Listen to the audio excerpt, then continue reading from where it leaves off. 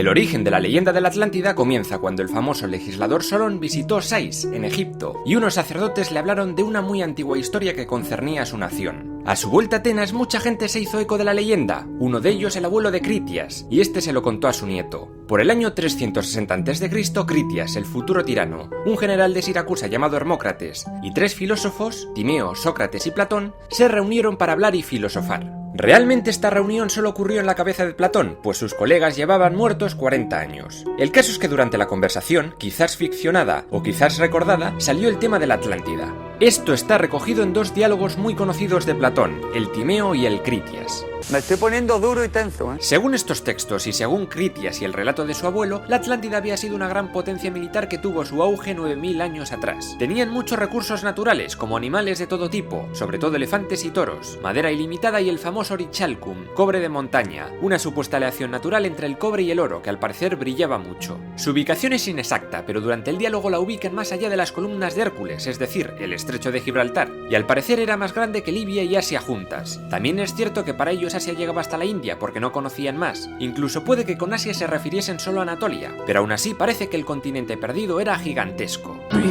Cuenta el mito que el primero de los habitantes de la Atlántida fue Evenor, nacido de la tierra, y junto a su mujer Leucipe tuvieron a su hija Clito o Clitoé, madre de la estirpe de reyes atlantes junto a Poseidón. De esta pareja salieron 10 hijos, y dividieron la isla en 10 reinos. Uno de sus hijos daría nombre a todo el lugar, Atlas, de donde viene el nombre de Atlántida y también del mar circundante, el Atlántico. Ojo, este Atlas no es el mismo que el titán Atlas, que da nombre a la cordillera del Atlas en Marruecos y fue condenado a sostener la bóveda celeste. Su gemelo fue llamado Gadiro, y su nombre daría origen a la Gadírica, Gadir, la actual Cádiz. Mientras que Poseidón creó varios canales con forma de anillo como protección, estos 10 reyes levantaron templos en honor a Clito y a Poseidón, y también una estela de Orichalcum, con todas las leyes del país escritas en ella, una especie de código de Hammurabi atlante. Los atlantes formaron una gran civilización, pero con el paso del tiempo sus reyes comenzaron a ser soberbios y buscaron expandirse, y lo hicieron por Europa hasta Etruria y por África hasta Libia. Intentaron tomar Egipto y Grecia, pero los atenienses lucharon contra ellos y vencieron. Supuestamente esto ocurrió en una época en la que no existían los griegos y mucho menos Atenas, pero entonces, después de la victoria, una gran catástrofe indeterminada, parece ser que un diluvio, hizo desaparecer el continente atlante con su civilización al completo de la noche a la mañana. Luego el relato de Critias se interrumpe y deja la historia inacabada. ¡Qué putada!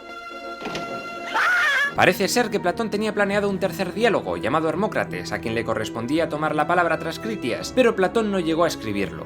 Al parecer, tras la victoria ateniense contra los atlantes, la leyenda quedó olvidada por los griegos durante muchísimo tiempo, hasta que finalmente llegó a conocimiento de Solón. Siempre se tuvo esta historia por un mito, pero fue a partir del Renacimiento cuando comenzaron a proliferar teorías de que esta leyenda podía tener parte de verdad. Se dice incluso que la gran motivación de Cristóbal Colón para viajar por el Atlántico fue encontrar esta ignota civilización. Pero cuando realmente comenzó a hacerse más conocida entre la gente de a pie fue cuando se metió en la cultura popular. La Atlántida apareció en 20.000 leguas de viaje submarino, la famosa novela de Julio Verne. 15 años después, el escritor y político estadounidense Ignatius Donnelly publicó El mundo antediluviano y dijo que la Atlántida sí que existió y que los restos que quedaban de ella eran las Azores. Según su teoría, esta civilización fue el origen de toda cultura humana. Eran una raza primigenia muy avanzada que se dedicó a difundir sus conocimientos al este y al oeste, a Egipto y América del Sur. De ahí que ambas culturas tengan pirámides y símbolos muy similares, afirmaba. Y serpientes. El culto temor a la serpiente se repite en casi todas las culturas humanas. Venga va, rescatemos el vídeo de mitología sumeria y los Anunnaki. A ver, es probable que gracias a Donnelly este mito sea tan famoso hoy día, aunque también le debemos que haya mucha magufada al respecto. Que de verdad la gente está muy loca hoy día. También durante el siglo XIX se barajó la posibilidad de que la civilización de la Atlántida podría haber sido la de los misteriosos Tartesos, ubicados en el sur de España, y las pruebas de sus gigantescas ciudades aún podrían descansar bajo tierras enterradas por un gran maremoto.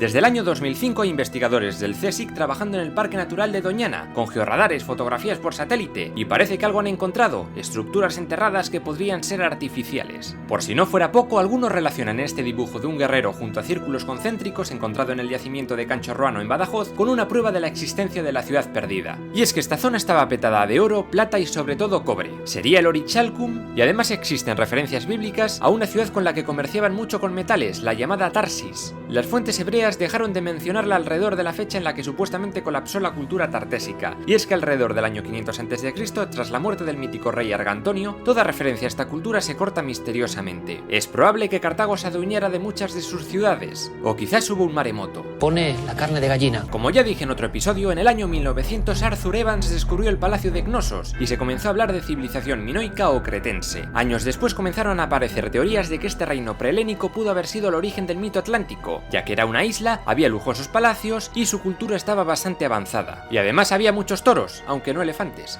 Finalmente, la última prueba es la erupción del volcán de la isla de Tera entre los años 1600 y 1400 a.C., que pudo haber sido ese terrible castigo divino que mandó a los atlantes a comer plancton. Aunque bueno, esta erupción no supuso el fin de los minoicos, aunque sí quedaron bastante fastidiados. Y un follón hay aquí, pero gordo, ¿eh? Hasta los nazis recorrieron diversas partes del mundo buscando el origen de la raza aria, la cual vinculaban con los atlantes con el fin de justificar su superioridad sobre Europa. Uno de esos sitios fue el Tíbet, un lugar relativamente desconocido en la época, aislado por las montañas del Himalaya. Según los nazis, allí vivieron sin ningún tipo de contacto exterior los supervivientes atlantes durante milenios. Además, el partido de Hitler y la Sociedad Azul se inspiraron mucho en los símbolos del hinduismo, y también creían en la Hiperbórea, de la que ya hablé en mitología griega, una especie de tierra mítica situada al norte de Europa, y cuya capital era llamada Última Thule.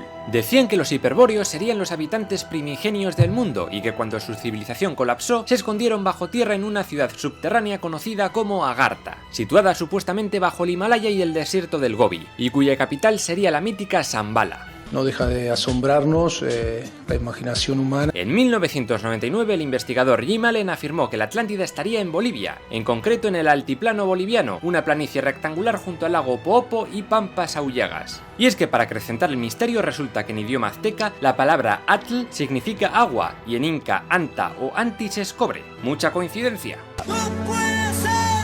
Y bueno, realmente hay muchos más misterios en la zona, como ruinas desconocidas en el lago Titicaca o la ciudad de Tiahuanaco, de la que hablaré en profundidad en futuros episodios. Más misterioso que esto, pocas cosas. La Atlántida no es el único caso de continente perdido.